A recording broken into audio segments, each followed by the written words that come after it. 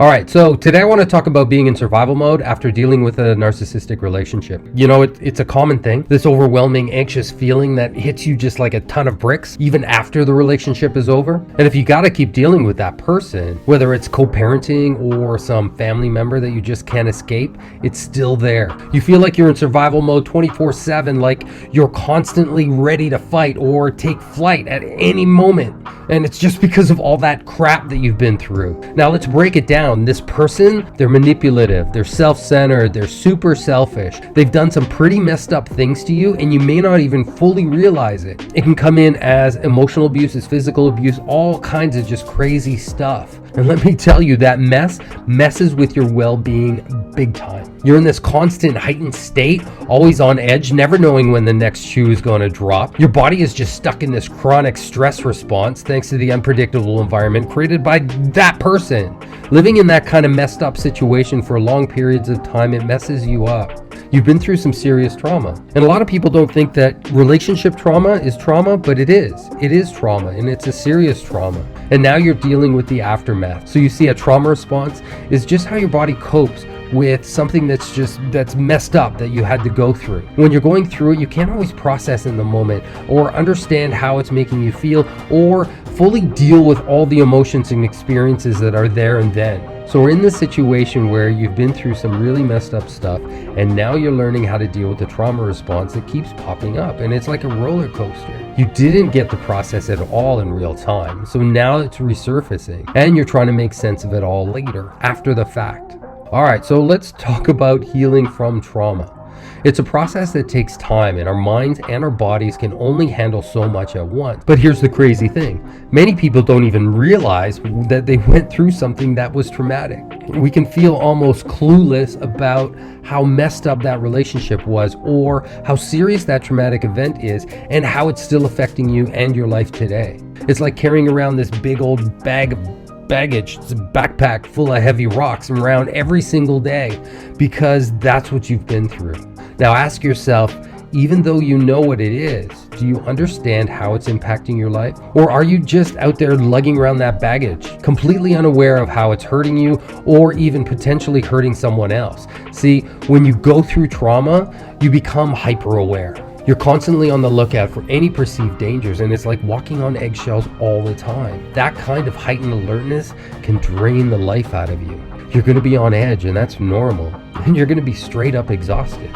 That's why after dealing with these messed up relationships, most people need a recovery period. If they weren't ready to feel the anxiety, stuck in the fight and flight mode, or dealing with the chronic stress, they're gonna have to deal with it afterwards. There is an aftermath to these kinds of relationships, and it's normal to have an aftermath to an abnormal situation. And that recovery period becomes downtime, where all we want to do is just find some peace and quiet. And we're trying to figure out how to take care of ourselves because there's a whole lot of pain that we're carrying. So if you're going through this, know that it's a process. It takes time and it takes effort.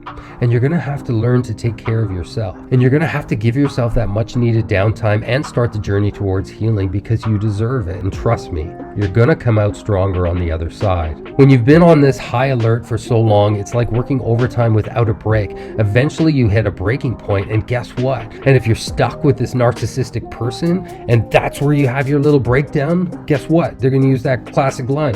You're the crazy one. Even though they drove us crazy. We're the crazy ones?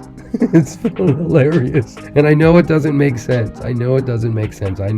But it will one day. Because what they're looking to do is drive you crazy so they can call you crazy. So don't give them that satisfaction. And when you're living with chronic stress or living in fight and flight mode, it's only natural for you to go into like an avoidance mode. You want to steer clear from that person or cut off all contact.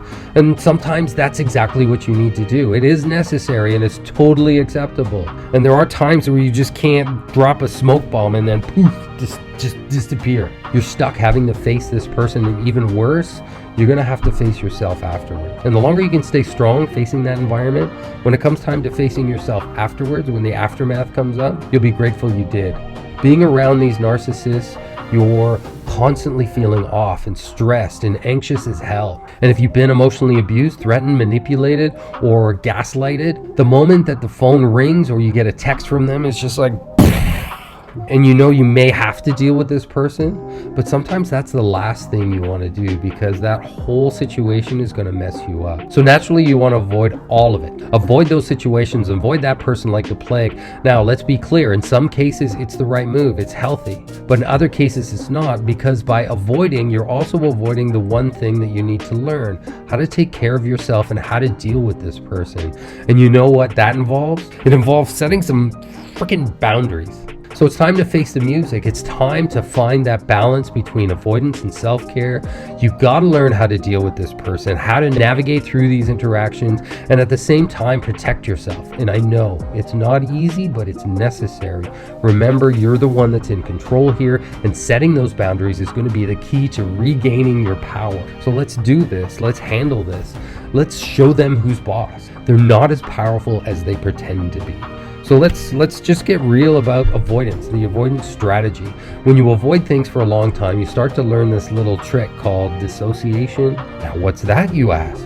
Well, it's when you disconnect from your own thoughts and feelings, and even the sensations in your body. You basically detach from yourself, and let me tell you, that's a sure sign that someone has been through some serious trauma and stuck in fight-flight mode for a really long time, and dealing with anxiety just left and right. And when dissociation kicks in, it can bring along its best friend: panic attacks. Yeah, those sneaky little buggers that pop up out of nowhere, making your heart race and your palms sweat. Now here's the thing, when it comes to stress and anxiety, you gotta carry it either in your body or in your mind. And sometimes it's easier to carry it in your mind. If you can understand what's going on up there, how your mind works, and all that stuff that's happening in that jungle, gray matter, it can actually help calm some of the body sensations down. But if the anxiety decides to set up camp inside your body without you even realizing it, well, buckle up. When those body sensations start making an appearance and you're clueless about what's happening, and you're gonna react. So if we break it down, either the anxiety sets up shop in your mind first, and then body sensations come crashing in, and you react to both of them at the same time, keeping that cycle just spinning and spinning. Or anxiety takes place inside your body, and then your mind starts creating all of these stories about what your body is feeling, trying to make sense of it. And either way, it just feels like this toxic vortex that's just kind of living inside your body, and it feels like it's never ending. So what's the solution? It's time to bring the mind and the body together. Understand what's happening up top and be aware what's going on down below, and break the vicious cycle. And I know you can do it. So your body's fight and flight response, it kicks in when you're dealing with psychological fears. It's like a built-in defense mechanism that starts creating all sorts of scary stuff inside you.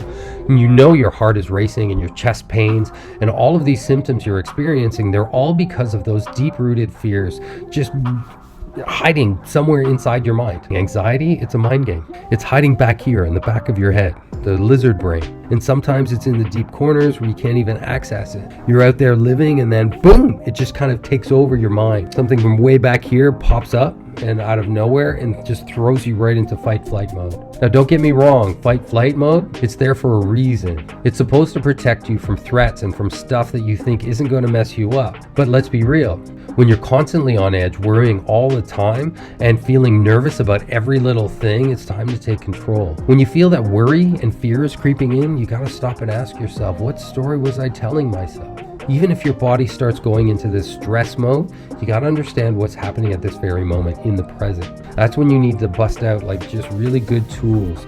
Anything that you have that can ground yourself to keep you centered. And managing that fight or flight mode takes time, consistency, and with a whole lot of practice. But guess what? You can do it if you make it a daily goal and take care of yourself, and to be aware of what you need right now in this moment. You'll get there. The more times you ask that question, what do I need right now in this moment to feel safe? And then one by one, give yourself those things. And trust me, you're not going to stay stuck in this mess forever. We're going to speed up that healing process and avoid all sorts of unnecessary pain. So thank you so much for watching. If you don't know who I am, my name is Miles. I'm from narcovery.com.